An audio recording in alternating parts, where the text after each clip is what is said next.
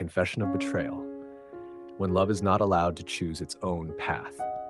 The true story of Prince Charles, Princess Diana, and Camilla, Princess Diana, once said that there were always 3 people in her marriage, and 3, she said, is far too many for a marriage.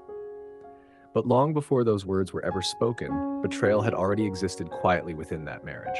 Not loudly, not explosively, not dramatically as the public would later imagine. It existed in silence. When Diana Spencer entered the British royal family in 1981, she was only 20 years old. Too young to fully understand what marriage demanded, too innocent to realize that love is not always the priority in marriages built on duty. Diana believed that love could come later, that devotion, patience, and gentleness would eventually make her husband love her. She believed that if a marriage was cared for long enough, love would naturally grow. But Prince Charles never entered that marriage with an empty heart.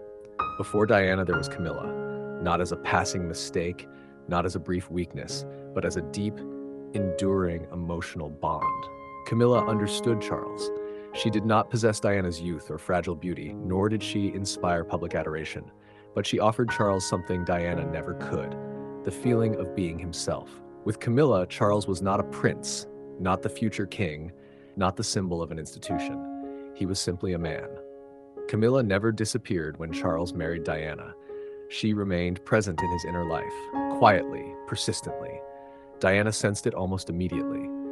The betrayal did not begin as a dramatic revelation. It revealed itself in small details: private phone calls, absences in his gaze, moments when Charles sat beside her, physically present but emotionally elsewhere. Diana knew her husband's heart did not belong to her. Yet she stayed, because she was not only a wife, she was the Princess of Wales, a public symbol of the monarchy, the mother of future heirs.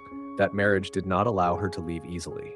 Charles did not abandon Diana. He did not leave his family. He fulfilled his public role as a husband. They appeared together, smiled for cameras, performed their duties, but his love remained elsewhere. Charles lived in 2 parallel worlds. One was a legal marriage. The other was his true emotional attachment.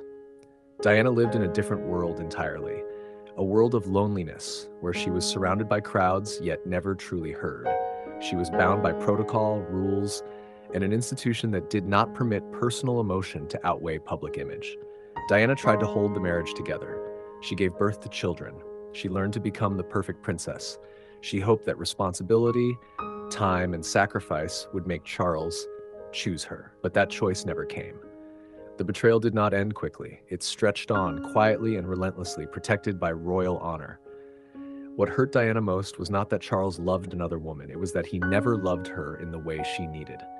She once said that the most painful thing was not betrayal itself, but being forced into silence about it. Diana fell into depression. She suffered from eating disorders. She was deeply wounded by the feeling of being abandoned within her own marriage. Camilla, meanwhile, remained out of public view. She did not demand recognition. She did not ask Charles to leave his family. She waited. Charles lacked the courage to leave his marriage, but he also lacked the strength to leave Camilla. He chose to remain in between, to stay in marriage out of duty, and to love elsewhere in private. The marriage between Charles and Diana continued in form, but was hollow within. Eventually, they divorced, but the pain did not end with legal separation. Diana once said, "The most painful thing wasn't that he loved someone else. It was that he never loved me." This story is not only the tragedy of the British royal family, it is a confession about marriages where betrayal exists, but leaving is not permitted, where status binds tighter than love, where duty outweighs emotional truth, where betrayal is visible, but pain must remain silent. This is not a simple story of villains and victims. Charles was not entirely heartless. Diana was not merely weak. Camilla was not only the other woman. They were 3 people trapped within a system that did not allow mistakes, but did not allow honesty either. And perhaps this is the deepest confession about betrayal in marriage, that sometimes betrayal does not begin with selfishness, but with being forced to live a life that does not belong to one's heart.